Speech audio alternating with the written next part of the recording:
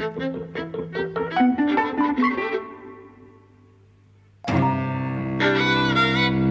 and welcome to Eavesdropping at the Movies. I'm Mike. And I'm Jose. And today we're talking about Death on the Nile. The new Death on the Nile. There's been a film of it in 1978, Yes. which was a follow-up to 1974's Murder on the Orient Express, just as this is a follow-up to Murder on the Orient Express of, 5 years previously now. Yes. Which was one of the first films we did on the podcast. Yes. Those two films in the 70s had different directors. This has the same director, Kenneth Branagh, who is, very much marshalling his vision of Poirot. I know you feel a bit about him, generally speaking. He's a bit of a lovey. And this confirms all my worst impressions of him, actually. Yeah. I enjoyed Murder on the Orient Express. Yes, I know. And I think you didn't hate it. I mean, Well, I didn't hate it. I just, thought Lumet's version was superior. Yeah, sure. And we did watch them both, and I found things that I felt were superior about Branagh's. I haven't seen the 1978 Death on the Nile. I imagine I would find just about every part of it superior to this one. I didn't like this one very much at all. I will say we're obviously going to get into spoiler territory, and this being a whodunit, things can be spoiled. I didn't know what happened. I did. Hadn't come across this. Well, I knew of the story, but I, had never read it, had never seen any of the other versions, and I'm very proud to say that I fucking nailed it. What I would say is that I think I had a decent chance of getting it, having seen how the whole thing plays out. But, the moment that the murder happened, I leant over to you and said, I reckon this is it. Yes. And I turned out to be right.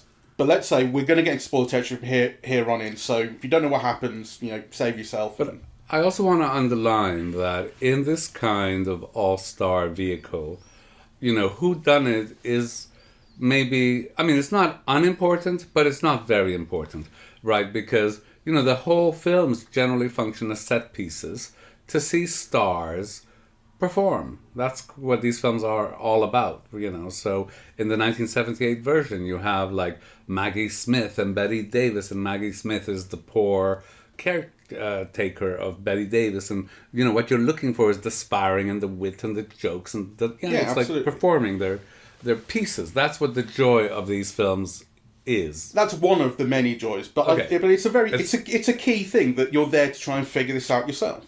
It's a game, All right, you're playing the puzzle. Okay. I mean, aren't you? You're trying to get ahead of it before it. I mean, to be honest, I never really feel that way about the all-star Agatha Christie films, though, of course, they are whodunit, so I have to grant you that, but it's never been my main interest in it. Sure. Nor, I think, the reason why the films are kind of treasured, really, right? Because these are films that replay on telly all over and over and over again. Mm-hmm. People love, the 1970s Death on the Nile, but, kind of, it's not because of how it functions as whodunit that they love it. It's because of Angela Lansbury and, well, it's certainly the case that you can't rewatch them for the same thrill of trying to get ahead of the game because you already know. Yeah. So the reason to rewatch them is because of the stars or because of the setting or because of the interplay and so on and so forth. Yeah. Absolutely. But, let me agree with you at least that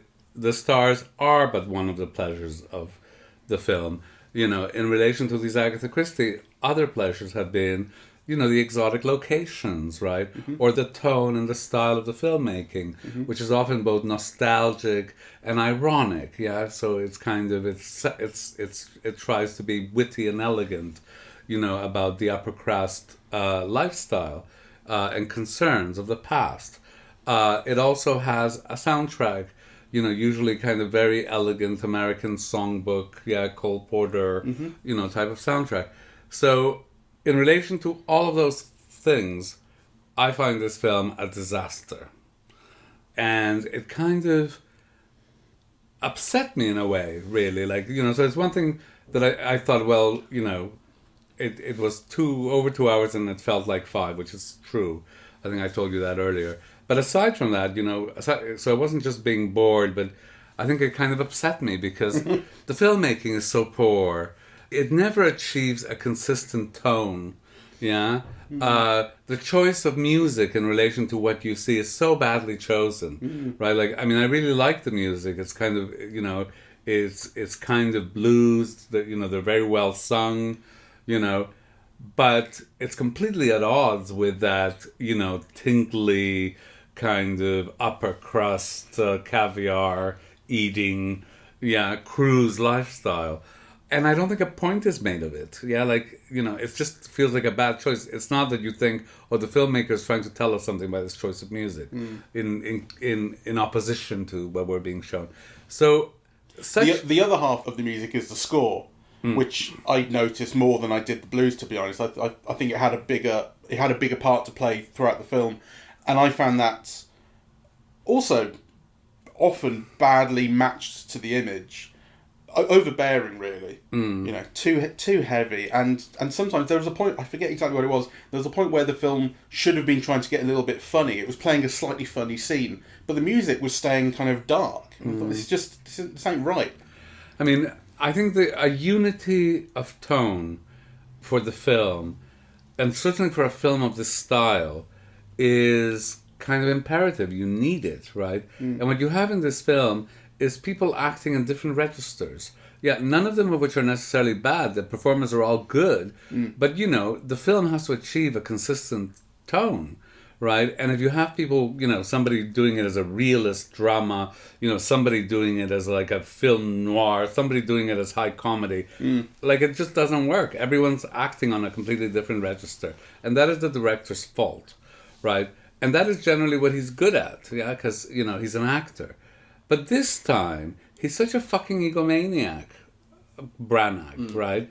And it's evident in the filmmaking. This film has no need whatsoever for the scene of World War One. No. That's completely extraneous. It's actual myth-making. Yeah. It's myth-making of Poirot. So the thing that I liked about his first film, The Murder on the Orient Express, is how much of a central character, an important character, it made Poirot. Because it had this thing about Poirot needing order in his life.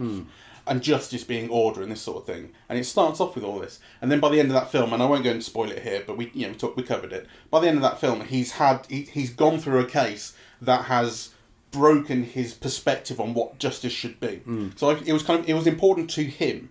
And there was that last shot that I remember of the pulling away from the scene, and the camera as in pulling away from the sky. And the train pulls off in one direction, he drives off in the other. And it's like this case, you feel it has left a mark on him. Here, that I felt... I mean, you didn't like it, right? You said, again, it should be all about the case and so on, which is what we saw in the 74 version that we watched. But I felt it felt appropriate. It felt worked through. Here, it is full-on myth-making. He's a hero from the start. He's a hero because he recognises that if they attack 3 hours earlier than they're meant to, then they can win this ambush and so on and so forth. And he's done that with his detective skills because he can see what the birds in the sky can see and so on. And the moustache is given a backstory that he's got it from his corporal who he failed to save. And then he has this tortured thing going on because my ugly face means my love will leave me. And it's all in black and white like Belfast. Yeah. And like, who cares? I mean, in these films normally, the films are about the people. Yeah. Kind of... Poirot or Marple are the people who solve the crime. They're there, at odd moments to catch conversations, to put pieces of information together. But the drama is really played out through the other people. Whereas this kind of inverts it. We get too much Poirot. It begins and ends with him, right? And kind of there's no need for all of that. And we don't know enough, about the other people. And the people are not given their moments. No. Yeah. The whole point of having an all-star cast is, that each of these big stars of yesterday or whatever come in, they do their turn, they please the public, and they leave the scene for someone else to come and do the same, and then they all get together at the end to twinkle together. He doesn't give them a chance. I mean, Annette Bening, completely wasted. She's not given a single moment, right? And the same for all the others. I mean, I think Gal Gadot, who's terrible in it, but at least she gets a visual moment as Cleopatra, right? Well, she gets her intro as well, in that silver dress, which I think is a shot in the trailer as well. Okay. That's a moment, So I know, but it's a moment of presentation. It's not a moment for the actor. Oh, so what you mean? Okay, yeah, sure, yeah. So I found it, completely misjudged from top to bottom through egocentrism. I think, if Branagh had been more concerned with presenting the potential pleasures of the piece rather than to think of how he could figure in it, right, it would be much better. It would be very different and much better. We're very much going to get into spoiler territory immediately. I'm going to say who done it, because I mentioned that I worked out. I felt it was a strong guess when I said it, that it was going to be Armie Hammer and Emma Mackey together, who were the original lovers, and then Gal Gadot has come in and supplanted her, taken her place. 6 weeks later, she's getting married to Armie Hammer. This is their honeymoon. Emma Mackey is intruding on it. She's been stalking them. Eventually, they try to escape on the boat, on the Nile. And then you get this scene that is Gal Gadot has gone to bed. Emma Mackey, Armie Hammer are arguing. And I thought at this, like, this is for show, this argument. I felt it could be, And as it turns out, it really was. But still, it's not completely obvious that it's them who did it. But I think one of the reasons that I was able to kind of point at them quite quickly is that I don't think they're given a disproportionate amount of attention, but it's certainly true that no one else is given enough attention for you to think that they're a credible suspect. So you've got the doctor, you've got the wealthy woman who wants to be a communist, you've got her friend, turns out lover, who she's kind of keeping, you've got the accountant, you've got Book, who is Poirot's friend and his mother, and they're all given a shadow of a reason to want Gal Gadot's character dead, but none of them is sufficient for you to think they're anything more than a secondary character. So even though, it's not, you haven't maybe worked out all the details of why Armie Hammer, it's very clear why Emma Mackey would want Gal Gadot dead, but the reason that I thought Armie Hammer's in on it is because, it's too obvious for it to be her on her own. It's the obvious answer, and you don't get obvious answers in these stories. And the other reason is that the film is constantly telling you, it's so hammering it into you through dialogue, that love makes people do things. Love, love, love. Love will do this and love will do that. And the film starts off with this thing about love and what it's done to Poirot. And so the idea that those two are still in love and in on it together was it felt a very obvious way for the film to be able to progress. So while I do give myself credit for getting it, I think I'm proud that I got it and I'm happy.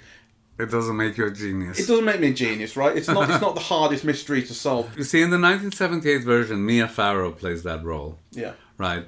And the film presents it differently. So the preamble is actually Mia Farrow going to her best friend, and asking her for a job for her husband in her English estate.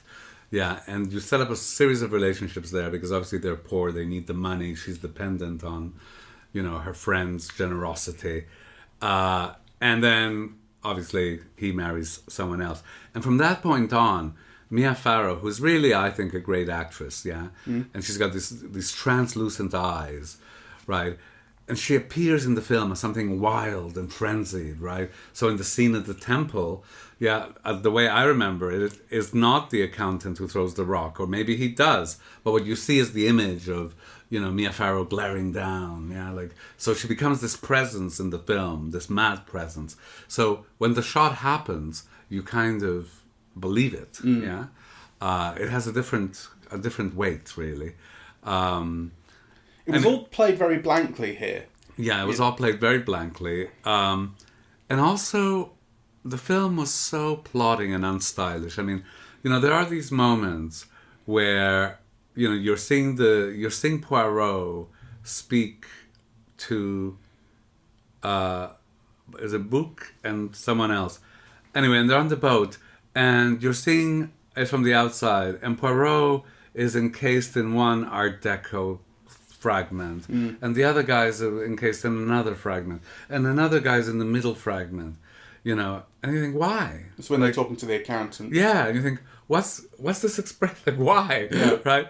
And actually, for most of the film, it's like that the camera swirls here on the boat, and then it swirls there. Yeah. And you think, why? It's not creating pace, it's not creating rhythm, it's not evoking anything, except kind of, moving, It's the same problem that we had with Belfast. It's the same, but much worse. Complete lack of effect from these compositions. Or the thing is that the compositions aren't even interesting or skillful. No. I mean, there were moments where I thought, the whole film is shot head on. There's not even an interesting choice of angles, even when people are spying on something that is being said below, right? Like, you just have, all of a sudden Poirot, kind of looking, and you see what's happening below, a little bit lower on the frame. It's just such banal, stupid, unimaginative filmmaking. And this, combined with the egocentricity that dictates the structure of the piece, which is completely wrong, and the lack of generosity, because I think it is a lack of actorly generosity that prevents all the other stars from having their moment. None of them really do. The only one, I think, who really shines is the Sophie Okonedo character. Yeah. The jazz singer. The jazz singer, Everybody else, they get dialogue and so on, but they don't get their moment, they don't get their joke, they don't, whereas like I can recite bits from the 1978 film, with David Niven and Angela Lansbury, or, Angela Lansbury saying, "Oh, hello, Mr. Porridge, lovely to meet you." Yeah, kind of, everybody's given their moment, right? And here you come out without the pleasure of the star having done their bit, whatever it might be. Their opportunity to shine, and I think it's kind of, a lack of generosity. Yeah. And the only reason really that Sophie Okonedo gets more of a moment, or set of moments, is because she's the character Poirot's interested in. Exactly. She gets scenes with Poirot. Exactly. Even Armie Hammer, who, when the film was made, probably he and Gal Gadot were the biggest stars in the whole outfit, but he's not given a moment to shine either. He's given lots of time, right? He probably is given more time on screen than anybody but Poirot, but he's not given, a bit of business, a line of dialogue, a shot, or, something that his fans would come away with thinking, "Oh, wasn't Armie Hammer fabulous?" Yeah. So he probably doesn't have many fans at the moment, but it's another story. This is made before he was a controversial figure, I think, because they pushed back the release date so much. French and Saunders are in it together as a pair for the first time in donkey's years, and maybe to Americans that means nothing, but to British people they're very, very fondly remembered. Yes, and they're funny. Everyone remembers them for Ab Fab or for their skit shows or whatever. They are funny women.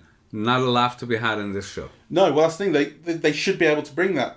But in fact, Jennifer Saunders, you can see on paper how the attempt is there to make them funny, because Jennifer Saunders is this, like I say, ridiculously wealthy person who believes in socialism and communism and so on. And she's disparaging to all the people who are just as rich as she is. And then you've got her kind of, her nurse, as she's playing essentially initially, who's kind of like downtrodden or whatever. And there should be comic sparks flying in that, and nothing. And there's not even chemistry between them. So when it turns out that they're actually lovers, and I'll keep your secret and so on and so forth, you don't feel the passion of that either. And that is the director's fault, because we've seen French and Saunders create that spark and that funniness and so on their own, time and time and time and time again. So why Branagh can't get it out of them is like clearly his problem, and really because he doesn't much want to. Russell Brand I quite liked, but he's got hardly anything to do. Yeah, I thought he gave a good performance. Yes, as this very quiet, ex-boyfriend doctor. He's got this secret of his own that he's actually a lord, but it's very plausible that he's a doctor, goes by doctor because that's his own. He's earned that himself. It's interesting that it's something about the character that I liked, and basically, certainly until they got on the boat, I was thinking, I hate all of these people so much. I want them all dead. Jesus Christ, this is fucking intolerable. It was boring and intolerable, and I just hated all the people. All the. I know the film is playing on privilege, talking about privilege, but still, just the privilege, and I hated them all. And then you got onto the boat, and eventually, once the murder happened and things started moving in that direction, I found it all a little bit more interesting. And I hated, I suppose, the people a little bit less. But he was the only one who I thought, no, actually, he's like a nice person. I didn't mind being in his company, Russell Brand. Well, I think it's a disaster of a film. What did you think of all the shots of Egypt? Well, this is the thing.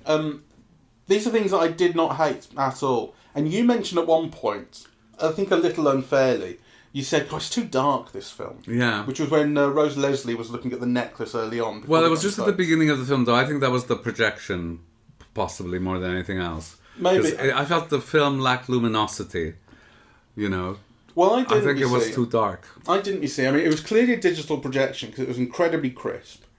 and it was better for that. And you do get these shots of Egypt of the pyramids early on, and the boat on the Nile, and these those were very bright fields and things, but not just bright, but contrasted beautifully, because the dark is very dark as well. The contrast between light and dark was beautiful. Well, and the richness of the orange and red, the hues of the sunsets. I thought they looked very pretty, but I thought they were all awful as well. I thought it was like, the CGI prettiness, right? It felt really false, and actually I thought the whole use of Egypt, the peasants on the boats, and the crocodile eating the birds, and I thought it was all trash. It's a terrible film. It's really bad. I was really surprised, because the actual resolution of the crime is such a disappointment as well, really, because the thing that was so interesting about the resolution of the crime in Murder on the Orient Express, not going to spoil it, is that it was different to... It was like conceptually different to what you would expect the resolution to be. Whereas here, the resolution is pretty basic. It's pretty bland. Yeah. Well, as I said, I think for me, normally in this type of film, that is a minor thing. Because, what I remember is, like, the beginning of Death in the Nile, well, the preamble is what I told you. But then when they get on the boat, it is really like each star is making an entrance, right? And you see Betty Davis, and she gets a line, and she starts bickering with Maggie Smith, and then the next set of characters come on, and they're all given something. And then at the end of the film, after Poirot solves the crime, they get off the boat, and it's like each of the stars is saying goodbye. They all get a little bit of business again, right? Rather than this dark piece of shit that we see here, which was like so dark, and then you think it's over, and then you were saying it can't be over. What did you say? Because Poirot... Yeah, so they all get off the boat, and they do have their little saying goodbye bit, but none of them is particularly impressive. And then he flirts with the singer who he's been flirting with. He's not been flirting, but he's been struggling to get his words out around her, and clearly, and she's been flirting with him. He's got a crush on her. Yes. Yeah, she's been flirting with him, and he clearly likes her. And he says perhaps, and then he can't finish the sentence, and she walks off. And you said, the camera pulls back as it did in Murder on the Orient Express, but rather than just pulling back, it fades to London 6 months later. And you said, Jesus Christ, this film won't end. And I said, well, it can't end on him just failing to flirt with someone. No, so it ends on a much darker note, on some dive. And then, I mean, for everything that I just tried to say about it not being visually dark, which I think is true, it ends back in that bar in London, but there's no light, she's singing there, and the shot is like, his back is to the camera, she's in the middle of the frame, there's all this black space on the right. Shot ever. It's really amateurish, the camera's shaking, and it's just fading out, and I'm thinking, fucking hell. Like, I get that they tried to, they realised we can't end it on this bad flirting. Maybe it's shaking out his emotion. It's trying to say, no, there's a little bit of hope in this relationship, possibly but it's awful. It's a terrible shot in every sense of the word. It's amateurish. It's badly done. They couldn't do 2 takes of it just to fucking frame it better. It's terrible. Oh, it's awful. It's an awful film, and yet, lots of my friends seem to like it. I can't imagine. Well, I don't know. Maybe they've been watching too much shit. I did see all this people talking about it on Facebook, and one of the things they were saying was how much they liked the David Suchet one on TV in 2004, I think, which is interesting. Because, the ones I guess you expect to be referenced are the film ones. But that sounds an interesting one to have a look at, because people were really, no one said that about Murder on the Orient Express, I don't think. I love the 78 version because it's full of treasured moments. It's like the moment where Angela Lansbury dances a tango with David Niven is one of my all-time favourite film bits, Yeah? Yes. She plays like this 1920s writer of, what are obviously like erotic thrillers, right? Really trashy, but bestsellers, right? And Angela Lansbury is the whole thing, the shake under the palms. So I find it very charming, really. And with wonderful star turns. I mean, Maggie Smith and Betty Davis are marvellous. And then there's something also about the younger people who were not stars then, but like, Jane Birkin, who plays the French maid in the original. Like, they're so fresh-faced and handsome and sexy, and they're all in their 20s. Simon McCorkindale, and I think, is it Lois Clark or something like that. And so they just look like, pretty in that age. Whereas there's something also about the casting. I think Armie Hammer's too old. I think he must be like close to 40, and really he should be someone in their 20s, right? So also, everyone here, you notice how basically everyone English was playing something else, and everyone American was playing English in this. Yeah. Like, they're all over the shop. I know. So anyway, I think it's a disaster. And it doesn't make you feel any shock, surprise, or anything like that. I mean, even that final scene. And it doesn't charm. The final scene that I always want to see, which is where he gets everyone. No one in this room may leave till there accounts for their whereabouts the evening last. I love that shit. No, that's got nothing here. He basically points to the accountant, says, because what he's doing is explaining each crime in turn. There are these little crimes along the way to the big crime. He does say lock the doors, though. They do lock the doors. That's quite fun. But yeah, he's giving explanations for the little crimes that have occurred along the way. So there's the rock falling. And how did that happen? And he explains that. But then, no, it wasn't you who killed the and he eventually gets to it. And, okay, I'd figured it out, so well done me. But there's no surprise to it. And then, not only that, they die together, right? So they're never going to be able to escape. They've got guns pointed at them now because everyone, it turns out, has got a pistol.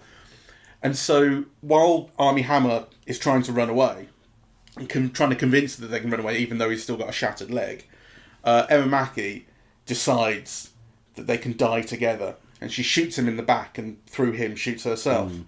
But that little gun, they've made such a point about this gun being a pea shooter, that when she shoots through him, I thought, oh, she survived this then? Is she gonna... So it's not even... and then she dies with this look on her face like this, and it's... He's very ungallant towards the women, because... There were some shots where the young Miss Otterborn, I forget what the actress's name is. Letitia Wright. Yeah, Letitia Wright.